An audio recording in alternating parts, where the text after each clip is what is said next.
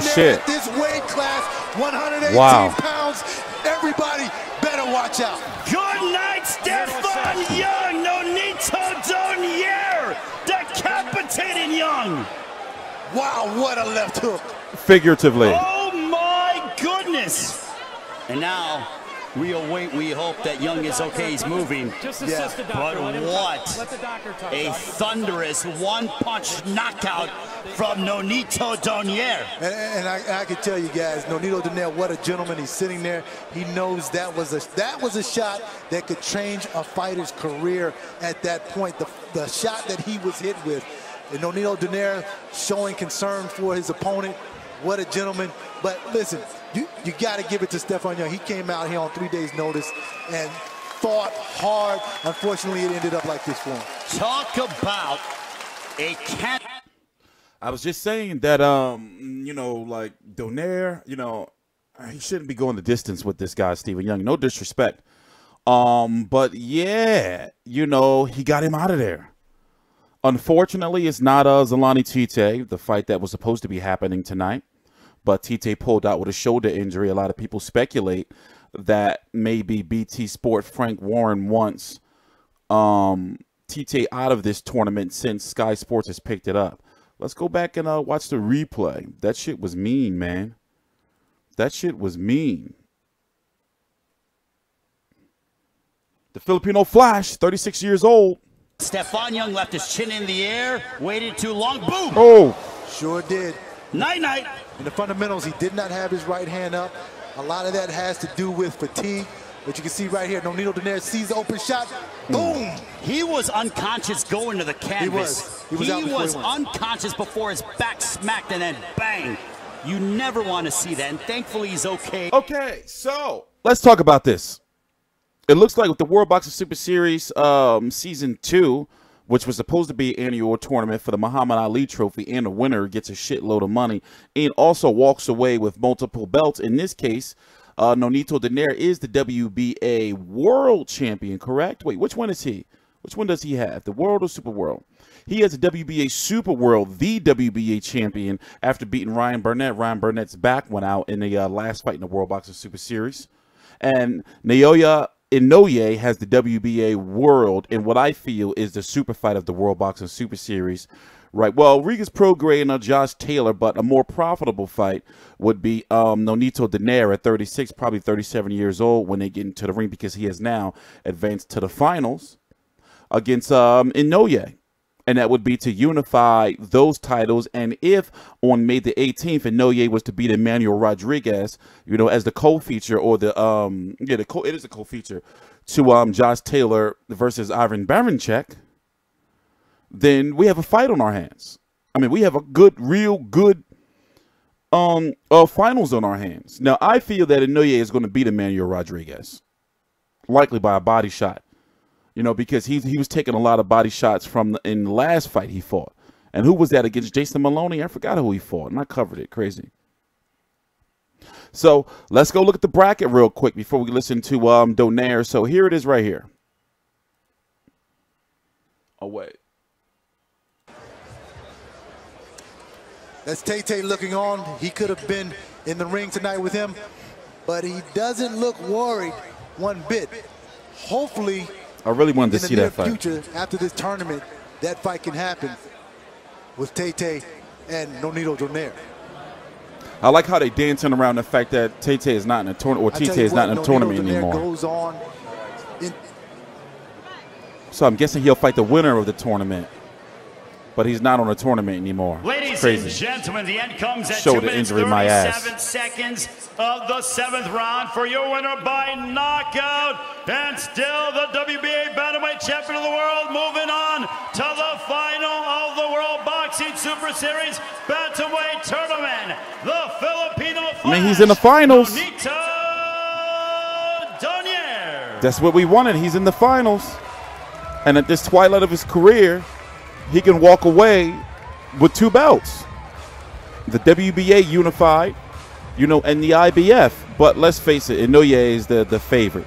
But that'll be a hell of a fight, you know, to send off Nonito, especially if he wants to retire after that. We are now joined alongside by the but in my opinion, Nonito it's a feat in Donaire itself for him to be at. Here, we'll talk. Over Stephon Young. Talk about a candidate for knockout of the year here in 2019. Nonito, how sweet did that feel?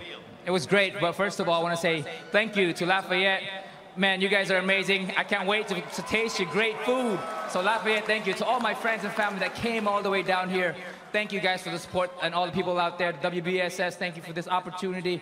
I'm going to the finals. Thank you to WBA. You guys are amazing, so thank you. But first, we came in here with a good game plan, and things happen, you know, and so we're trying to figure out Stephon. Stephon's a really slick fighter, so it was really difficult to come up with a particular game plan. So there was one thing that I saw, which was the straight. He kept throwing it, and so I was kept timing the hook.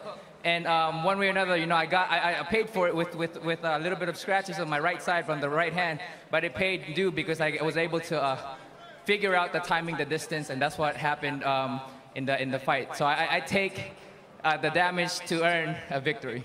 It seemed that you were staying in the pocket more to try to time him. Is that what you were doing as the fight was progressing?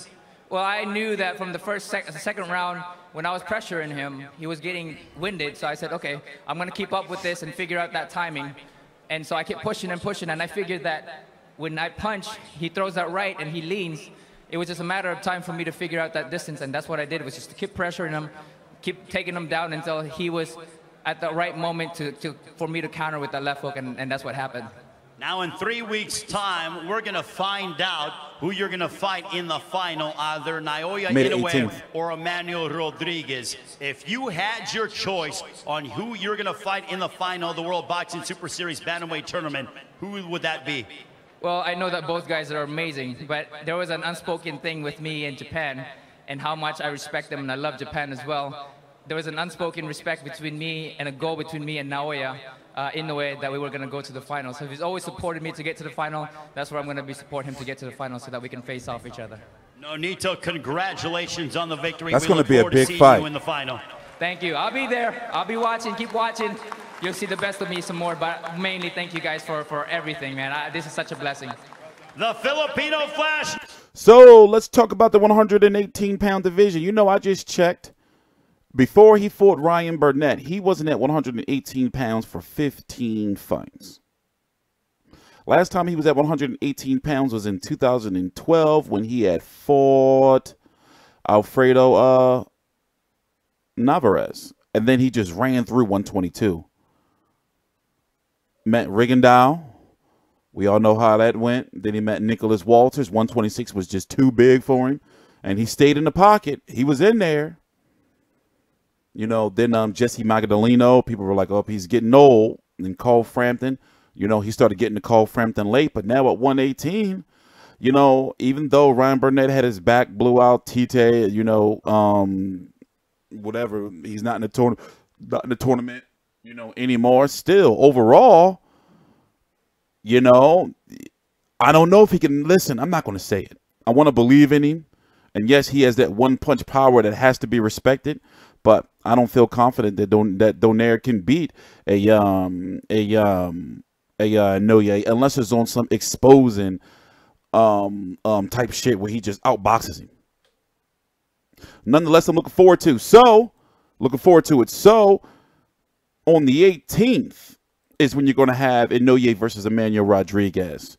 It is official, even though there was some issues, Josh Taylor versus Ivan Baranchyk. That's a very good card, and it is intact. Very busy day in boxing because you're going to have this.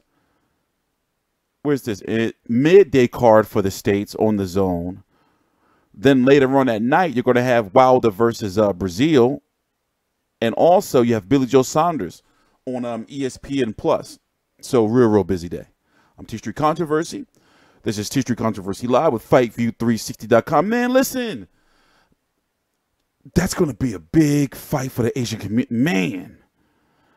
You know, I'm not going to say it. I want to root for the Filipino Flash, but if he can do it, it's going to have to be by knockout. Right? This dude ain't no joke. When does Donaire turn 37? Oh, not to the end of the year, which will likely be when, you know, I say, listen, the end of this year, I'm predicting Inoue is going to get through Emmanuel Rodriguez. By the end of this year, we're going to see, you know, that fight.